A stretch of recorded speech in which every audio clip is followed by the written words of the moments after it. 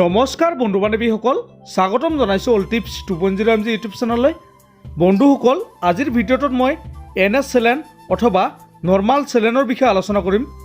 এই NS Selianটো কেতিয়া ব্যৱহাৰ কৰা হয়, কি কামত ব্যৱহাৰ কৰা হয় আৰু ইয়াতে কি কম্পজিশ্যন আছে আৰু কোনটো কোম্পানীয়ে মেনুফেকচাৰ কৰিছে, এই NS Selianটো ব্যৱহাৰ কৰাৰ পিছত আপোনাৰ কি অসুবিধা হ'ব পাৰে আদিৰ বিষয়ে ভিডিঅ'টোত আলোচনা কৰিম। তো বন্ধু বান্ধৱীসকল, আপোনালোকে ভিডিঅ'টো স্কিপ নকৰাকৈ আৰম্ভণিৰ পৰা শেষলৈকে চাব।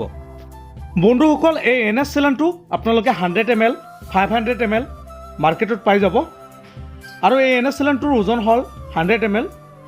ইয়াতে 0.9% W/V আছে। ইয়াৰ মূল্য হ'ল 17 টকা 73 পইচা। আপোনালোকে যিকোনো মেডিকেল ষ্ট'ৰত পাই যাব অথবা আপোনালোকে অনলাইনত অৰ্ডাৰ কৰি কিনি ল'ব পাৰে। বন্ধুসকল, ইয়াৰ কোম্পানীটোৰ নাম হ'ল ইনফুটেক হেল্থ কেয়াৰ লিমিটেডে মেনুফেকচাৰ কৰিছে। বন্ধুসকল, ভিডিঅ'টো আৰম্ভ কৰাৰ আগতে এটা অনুৰোধ জনাওঁ, যদিহে আপুনি এতিয়ালৈকে আমাৰ চেনেলটো ছাবস্ক্ৰাইব কৰা নাই, আপোনালোকে প্লিজ ছাবস্ক্ৰাইব কৰি দিব আৰু কাষত থকা বেল আইকনটো প্ৰেছ কৰি দিব। বন্ধুসকল, যিসকল শিশুৰ শৰীৰত পানী কমি যায়, শৰীৰ দুৰ্বল হৈ যায়, এনেকুৱা কণ্ডিশ্যনত এই NS Selianটো ব্যৱহাৰ কৰা হয়। কোনো ব্যক্তিৰ শৰীৰত ছ'ডিয়াম বা নিমখৰ অভাৱ হ'লে NS Selian ব্যৱহাৰ কৰা হয়। ইলেক্ট্ৰলাইট ইমবেলেঞ্চৰ ক্ষেত্ৰতো NS Selianটো ব্যৱহাৰ কৰা হয়। যদি কোনো ব্যক্তিৰ বডি ডিহাইড্ৰেশ্যন হৈ যায় ৰানিং কৰাৰ সময়ত অথবা এক্সাৰচাইজ কৰাৰ ফলত, এনেকুৱা কণ্ডিশ্যনত এই Selianটো ব্যৱহাৰ কৰা হয়। বন্ধুসকল, হাইপ'ভলেমিয়াৰ ক্ষেত্ৰতো এই NS Selianটো ব্যৱহাৰ কৰা হয়। যদি কোনো ব্যক্তিৰ এক্সিডেণ্ট হয়, যাৰ ফলত চ'ক হয়, কোনো খাদ্য খাবলৈ মন নাযায় বা কোনো খাদ্য খাবলৈ নাপায়, এনেকুৱা কণ্ডিশ্যনত এই NS Selianটো ব্যৱহাৰ কৰা হয়। বন্ধুসকল, যদি কোনো ব্যক্তিৰ অতিৰিক্ত ৰক্ত বা তেজক্ষৰণ হয়, যাৰ ফলত শৰীৰ দুৰ্বল হৈ যায়, এনেকুৱা কণ্ডিশ্যনতো এই NS Selianটো ব্যৱহাৰ কৰা হয়।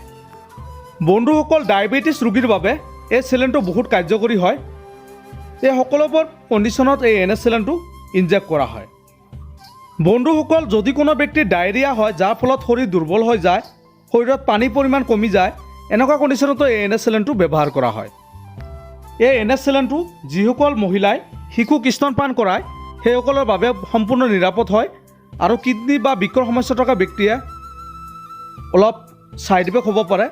সেইকাৰণে আপোনালোকে যদি ক্ষতিকৰ প্ৰভাৱসমূহ দেখা পায়, তেন্তে আপোনালোকে এই NS Selianটো ব্যৱহাৰ কৰিবলৈ বন্ধ কৰিব আৰু ডক্টৰৰ পৰামৰ্শ ল'ব। বন্ধুসকল, এই NS Selianটো আপোনালোকে অভাৰড'জ ব্যৱহাৰ নকৰিব, যাৰ ফলত আপোনাৰ শৰীৰত ছ'ডিয়ামৰ পৰিমাণ বাঢ়ি যাব।